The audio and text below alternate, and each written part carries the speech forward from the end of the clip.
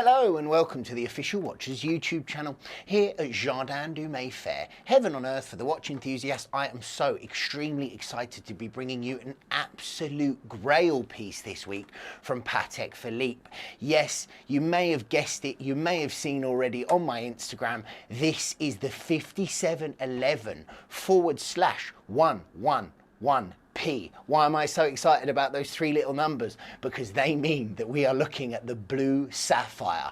This is a lethal piece and I can't wait to get into it.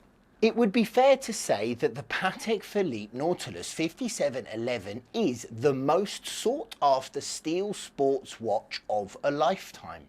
It has reigned supreme since its introduction in 2006, although the Nautilus has been in production for much longer. The 5711 is the modern 40mm variant and shows no sign of conceding its status anytime soon, despite being discontinued much to everyone's vexation in 2022. Its reputation lies in its versatility. The Nautilus is one of those go anywhere, do anything watches. It's slimline enough to fit under the cuff, formal enough to wear with a suit, and waterproof enough at 120 meters to breeze through anything that the beach and some scuba diving can throw at it. There are not many sports watches that can claim such all-rounder status. Its closest competitor, the Royal Oak, is water resistant to a comparatively shallow 50 meters. The Submariner, of course, is a robust dive watch and covers casual very well, but arguments still range about its suitability as a dressier piece due to the rotating bezel. The Daytona can pass under a cuff and swim to 100 meters, but as a chronograph it doesn't hold the same uncomplicated appeal as the Nautilus. For collectors, of course, this is irrelevant, since they use different horses for different courses, but the Nautilus is still the number one, and the simple three-handers tower above the rest of the lineup on the most wanted lists. The other factor for the 5711's enduring popularity is rarity, because regardless of variant, they are impossible to get. This is a similarly unicorn edition and is referenced 5711/111P.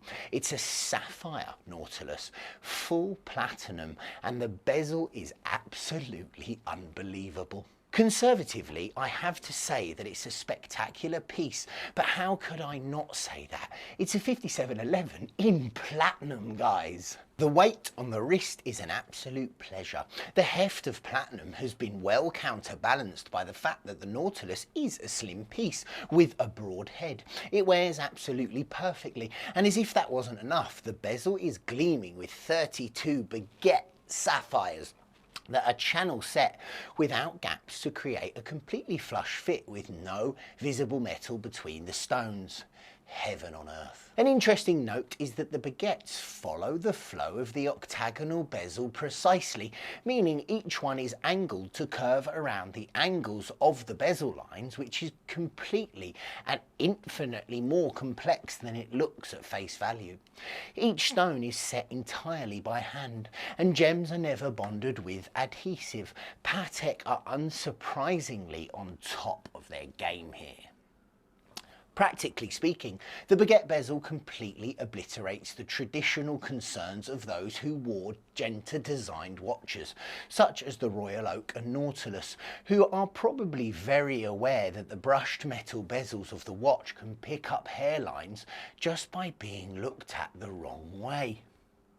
It's perversely entertaining to think that additional decoration, which is occasionally frowned by the purists, actually serves to upgrade the Nautilus from mind that doorknob to tougher than Jason Statham. The case is identical to any other 5711, so it has specs of 40mm in diameter, 8.6mm thick with a lug-to-lug width of 48.5mm, if we include the integrated end link, which we should whenever measuring integrated pieces. The platinum finishing is identical to the steel models, with alternating mirror polish and satin areas. It's worth noting that this sort of detail is much harder to achieve on platinum than it is on any other metals, so hats off to the finishers here, they've done a top job. There is also a subtle top Vesselton diamond nestled into the lower edge of the bezel at 6. It's a signature addition on the Patek's platinum pieces, so whenever you check the time you have the glint of a diamond to remind you of what you're wearing. The dial has a smoked black gradient which moves from charcoal in the centre to black at the outer and is decorated with 12 sapphires to form the indices. No lume on them, but the glint should make it very easy enough for you to read beyond sundown. Despite being a diamond-clad platinum lump of Patek, this watch has exactly the same wear capabilities as its steel counterparts. 120 meters of water resistance, which always pleases me. You know that my watch manufacturer pet peeve is the loss of capability, which appears to be associated with adding diamonds and some such. I love when they can still do the business. Movement is the Caliber 324 SC. It has 45 hours of power reserve and quick set date, but no hacking seconds. That said, you can hack them yourself if you want to be dead on by applying back pressure to the crown, which stops the sweep. All things considered and vintage 3700 aside, this is quite possibly peak Nautilus for me. I don't think it really gets much better than this. The platinum turns it from feather light to noticeable on the wrist without being uncomfortable. The sapphires add just the right amount of pizzazz, and it's exceptionally limited on the market. I can't stress that enough. I've always been a die-hard steel fan, but if we put values aside, forget it, this is the one I'd go for. I don't think I can offer a higher praise than that, especially all the watches I've seen, not tooting my own horn, but I've seen pretty much all of them so far.